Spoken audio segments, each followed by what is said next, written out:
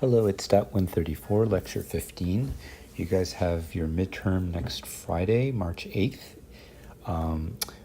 Review sheet should be out today, and we'll be reviewing next Wednesday and part of Monday next week. So last time we were doing section 3.6, variance of a sum of dependent indicators. We found, so if we write x as a sum of dependent indicators, that the probability, so let P1 be the probability, probability that that an indicator is 1. In other words, its expectation. P12, the expectation of I1 times I2, which is an indicator, so we'll just call that I12. And then the expectation of x is NP1, and the variance of x, which is the expectation of x squared minus expectation of x quantity squared, and the expectation of x squared, you can think of having two parts. One is the diagonal terms of this n by n grid, and the second part is the off-diagonal or the non-diagonal part. So we'll take a look at an example of that in a moment. So today we're going to look at student responses from our concept test from last time. We'll finish 3.6 on the hypergeometric distribution, and we'll cover the geometric distribution and negative binomial distributions. So a fair die is rolled 14 times. Let x be the number of faces that appear exactly twice. Which of the following expressions appear in the calculation of the variance? So here we're writing x as a sum of 6 indicators. We have here a grid, and so P1 is this binomial term here. P12 is this multinomial term here. And A is wrong, as the second person writes here, because it should be 6 times 5. In other words, n times n minus 1, not 14 times 13. N is 6 here. So, but the first student is correct that A is the non-diagonals and B is the diagonals. It's just that for A, the non-diagonal terms shouldn't be 14 times 13, but rather 6 times 5. Hypergeometric distribution, we saw last time an expression for the variance, where P1 is g over n, and P12 is g over n, g minus 1 over n minus 1. And I want to introduce a more useful formula for the variance. There's a cool trick that I want to show you about this. So this formula for the variance that we derived last time is true for any n. In particular, it's true when n is big N. So for example, if big N is 52 and little n is 5, and g is 4, because you're, say x is counting the number of aces. So what if we let n be big N? So in other words, we deal all the cards in the deck to a person, then clearly the number of aces would be all of G. In other words, 4, right? And that's always going to be the case because there's 4 aces in the deck. So the variance of x will be 0 because the variance of a constant is always 0. So I'm going to look at the formula for the variance of x, but instead of little n, I'm going to use a big N, and the variance is 0. So I get this formula here, which I can solve for P12. And this formula for P12, I'm going to plug into the star formula here. So now I'm going to get a formula, variance of x, which is now non-zero because I'm allowing now my sample size is just an arbitrary n here. I've just substituted my formula for P12, which is just some constant. So you do some algebra here, and you get the variance of x is equal to np1 times 1 minus p1 times this correction factor, which is capital N minus n over capital N minus 1. So the interesting thing about this is that without the correction factor part, it's exactly the variance of binomial npq.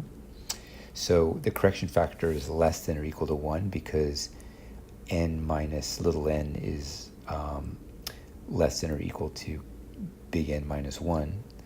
So, so we get the variance of the hypergeometric is always less than or equal to the variance of binomial, which is quite interesting. We can draw here the two curves. They have the same expectation. So x here is the number of successes or good elements in your n trials. And so the reason that the hypergeometric is more narrow is because each success that you get reduces the probability of a subsequent success. So if you get a success, it's unlikely that you get another success. In other words, it's less likely that you would get an extreme number of successes. So you won't be getting extreme values like you will for binomial. And so your x values will tend to be close to the mean. So that finishes section 3.6. Now we go back to 3.4, geometric distribution, geom p. So x is the number of p coin tosses until the first heads. So the probability that x is k is q1 to q is q multiplied k minus 1 times p. And so I asked you guys to find the probability that x is greater than k, and also the expectation of x. And this was just an exercise in the geometric sum, which holds because q is between 0 and 1. So I'll let you look at this, but this tells us that the expectation of x is 1 over p. To find the variance of x, we have to do more work. And there's an identity that comes from taking the second derivative of the formula for geometric sum and putting the derivative inside the summation. And you get this formula highlighted here. And I want to write the variance in terms of the expectation of x times x minus 1, so I can use this new formula that I have. So I subtract and add the expectation of x to my formula. That is legal. And so the formula for the expectation of x minus 1 is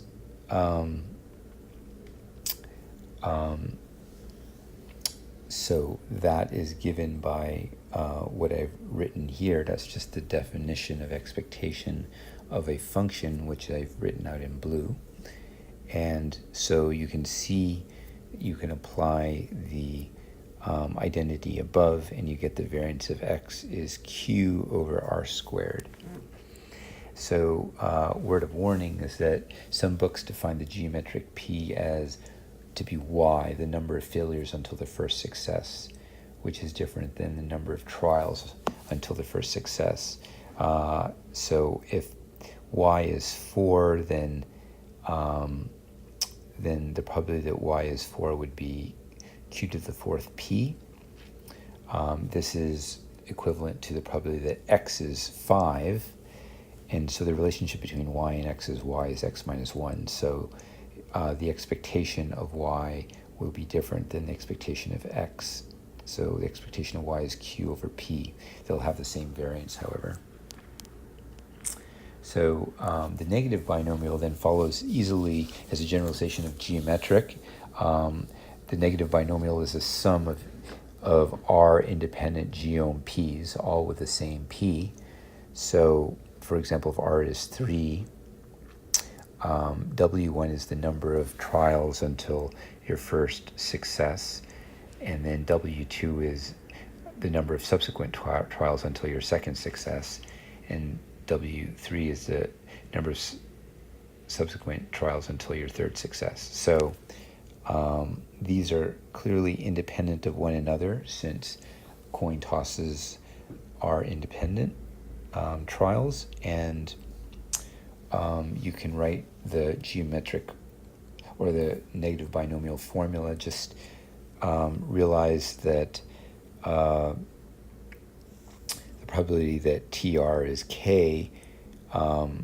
So we have to have a head as our last coin toss. So we have P at the end there, and then we have basically R minus 1 P and K minus 1 slots, right?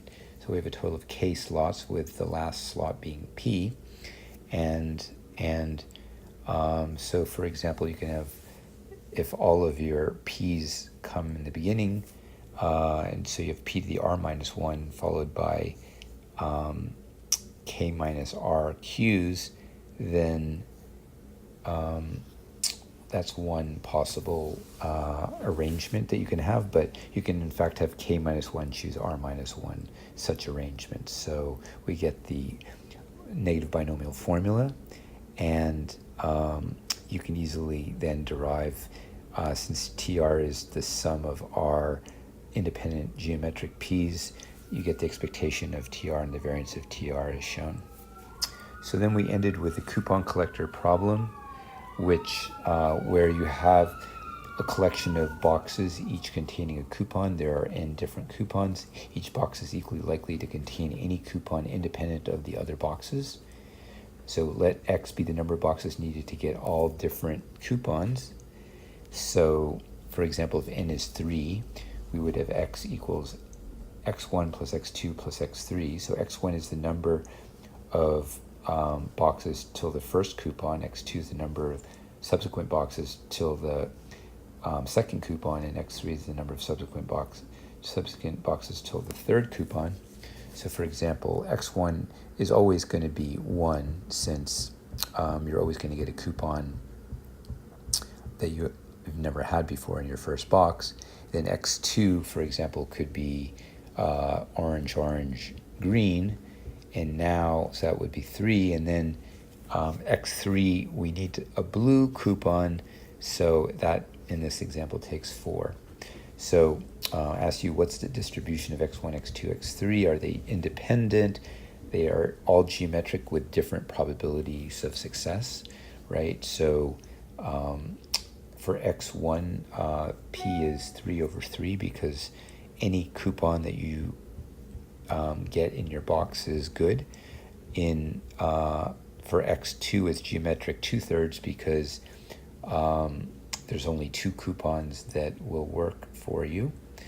And finally is geometric 1 over 3. And these are independent, just like in the negative binomial. So the difference with negative binomial essentially is that we have different P's. So the expectation and variance calculations are pretty straightforward. You can look at generalizing this to n coupons, and you'll get the boxed formulas here. So have a great day, and I'll see you next time.